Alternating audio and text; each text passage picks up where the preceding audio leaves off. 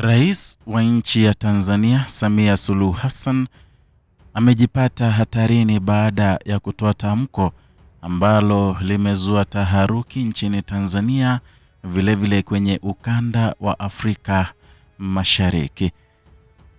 Samia Suluhu alizungumza naye rais wa nchi ya Kenya William Samoei Ruto ambaye alifanya ziara yake nchini humo, ziara ambayo ilihakikisha kwamba wamesaini mikataba mbalimbali ya umoja na ushirikiano kati ya nchi mbili.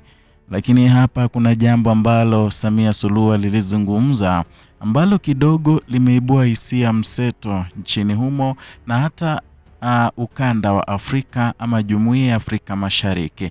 Hapa alitaja kuhusu Gen Z, kikundi cha kizazi kipya ambacho kwa wakati mwingi kimekuwa kikionyesha uzalendo wa kuandamana kama kuna mambo ambayo hayaendi vyema, na wao wanajitoa kabisa kuandamana ili kutetea haki za kibinadamu. Ila kwake Samia Suluhu anasema vijana hao ambao wanajiita Gen Z ni watovu wa nidhamu na kwa hiyo wanastahili kupigwa mikwaju.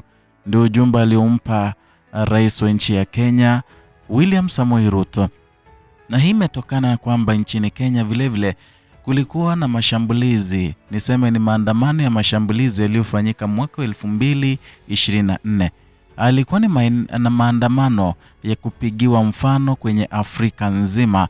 Anake vijana hawa Gen Z ambao hawana lolote la kuogopa walijitosa barabarani kupigania haki zao, wakisema kwamba wanahitaji haki na hakuna chochote kitakacho wabana kutoka kutafuta haki yao.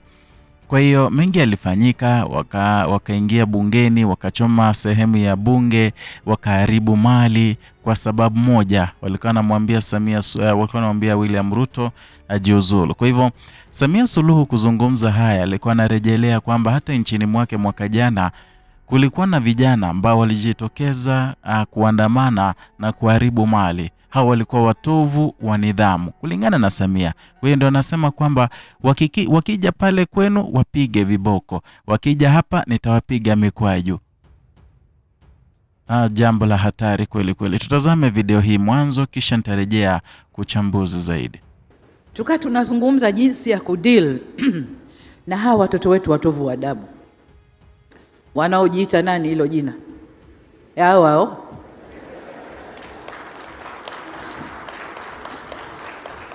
eti na wenyewe wanajifanya ni hao wa East Africa. Kwa hiyo popote wanakwenda kupigania demokrasi. Kwa hiyo wafanye fujo huku, wachome huku, wadisturb serikali zao. Nikamwambia Ruto, we have to send firm on this watovu adabu hao. Tusichague wa Tanzania au wa Kenya. Wakija kwangu na chapa mikwaju, wakija kwako chapa mikwaju, ili wakae sawa. Na hapo tutapata jumuiya ambayo ina watu wenye heshima na ina watu walionyooka. Neno demokrasi lisituchafulie nchi zetu wala mila zetu wala desturi zetu. Demokrasi haina formula. Demokrasi ya kule mbali tofauti na ya kwetu huku. Sisi kwetu tuna mila zetu na desturi zetu zinazokwenda na hiyo demokrasi.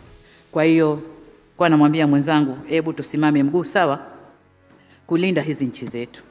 Na kwenye habari hiyo aliyoitoa rais wa nchi ya Tanzania Samia Suluhu akimwambia mwenzake rais wa Kenya kwamba wawapige mikwaju, kuna mengi ambayo yamekuwa kiendelea. Kabla niangazie yale maswala ambayo ni nyeti zaidi kwenye video hiyo, kuna wakati ambapo wanaharakati kutoka nchini Kenya kiwemo Boniface Mwabukusi na wengine pamoja na yule kutoka Uganda Agatha Atuhaire walifika nchini Tanzania kuhudhuria kesi yake Tundu Lissu, wakidai kwamba lazima kuwe na haki.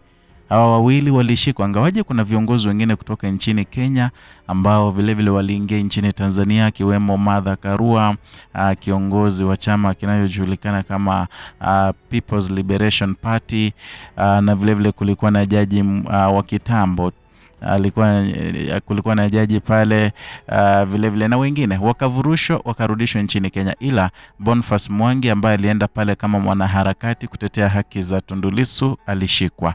Walifanyiwa unyama, yeye na Agatha Atuhaire walipigwa walibakwa, walifanyiwa madhambi ambayo hayawezi elezeka, kisha walibebwa na kurushwa kwenye mipaka ya nchi zao. Boniface akarushwa pale mpakani karibu na Mombasa, Agatha Tuhaire vile katika nchi yake ya Uganda. Kwa hivyo ni swali lilozua hisia mseto.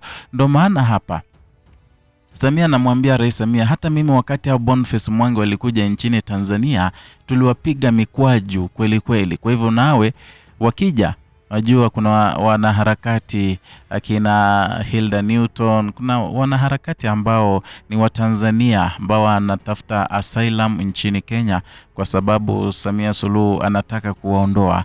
Kwa hiyo anasema kwamba watu kama wale waondoshwe nchini Kenya, wapigwe. Ndo swala kuu pale. Lakini swala ambalo kidogo limezua hisia kweli kweli. Kwa hiyo anamwambia rais wa Kenya kwamba waweze kusimama kidete, waweze kuzuia yale maovu ambayo yanatokea, waweze kuzuia wale vijana ambao hawana adabu.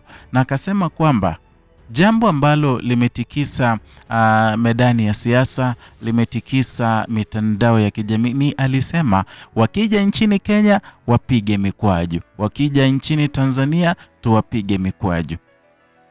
Na hii inaonyesha kwamba mwaka jana wakati wa maandamano kuna baadhi ya vijana wa Kikenya ambao walikuwa wanataka kuvuka mpaka waje hapa nchini Tanzania kutusaidia sisi wa Tanzania kuandamana. Ni jambo ambalo kidogo nadhani lilimwogofya sana Samia Suluhu kutokana na ile sifa ambayo Wakenya wamesheheni haswa kwenye mitandao ya kijamii, wamesheheni haswa kwenye yale maandamano yaliyofanyika mwaka 2024. Kwa hivyo Samia Suluhu alikuwa anaogopa kwamba ikiwa wale wangeingia nchini Tanzania ama wangekuja nchini Tanzania wakati wa maandamano, basi kungeharibika vibaya.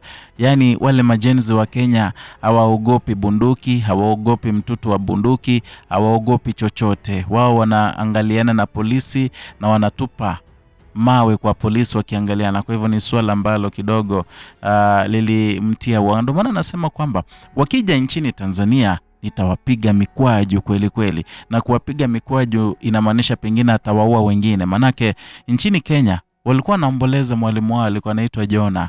Kulikuwa mwalimu alikuwa anaitwa Jona Mokai ambaye aliaga dunia nchini Tanzania katika yale maandamano yaliyofanyika mwaka jana.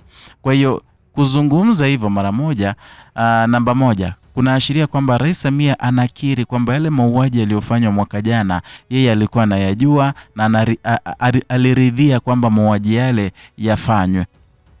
Aliridhia. Manake kama una advice, kama natoa nasaha kwa kiongozi wa nchi jirani kwamba wapige mikwaju, na wale wako waliopigwa mikwaju bila shaka yeye ndiye alitoa ile amri. Alafu jambo jingine alilotaja ni kwamba Jumuiya ya Afrika Mashariki inastahili kuwa na watu wenye nidhamu. Yaani watu wenye nidhamu hapa Samia anamaanisha kwamba wale watu ambao akiwaambia msiende pale wanasikia, akiwaambia kwamba yani watu ambao hawaulizi, watu ambao hawataki kuuliza lolote, hawataki kuuliza chochote. Hao ndio watu ambao Samia Suluhu anawataka wawe nchini Tanzania. Yaani hata si Tanzania tu, Jumuiya ya Afrika Mashariki. Ni masuala ambayo kidogo yanazua sintofahamu, ni masuala ambayo kidogo yanaleta mambo anuai na kuleta hatari kubwa katika ukanda wa Afrika Mashariki. Na mwisho, jambo ambalo Samia lilizungumza likazua mjadala kweli kweli, na najua hata mataifa ya kigeni yameangalia na yatamjibu na tajibu vibaya.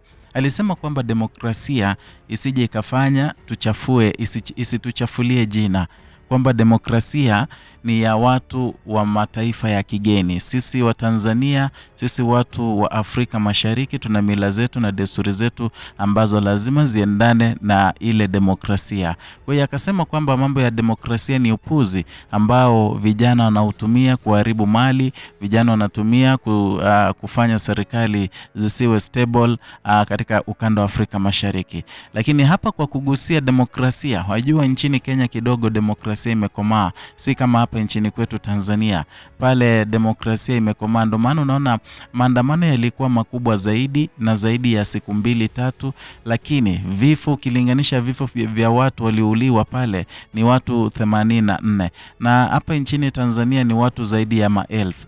Lakini pale nchini Kenya vilevile, ingawaje ni wachache waliuliwa, kuliwaka sana, mbona wale wachache wakauliwa? Lakini hapa nchini kwetu hata kama wale waliuliwa ni swala la pita tu, manake tunaunda tume ya Jaji Chande, tunawaandikia tume Rais Samia na watu wake wanawaandikia ripoti, wanaitoa, kisha wanafuta yale makuruhu na ule ukali wa mauaji ya mwaka jana. Sijui unalipi la kuongezea, japo haya ni maoni yangu tu, kila mtu ana maoni yake, una maoni yako, japo ukweli utasalia kuwa ukweli. Kwa hiyo unaostahili kufanya ni kusubscribe, kulike na kushare video zetu, kugonga alama ya kengele, ndipo ukipokea notifications kila wakati tunapokuletea taarifa mpya.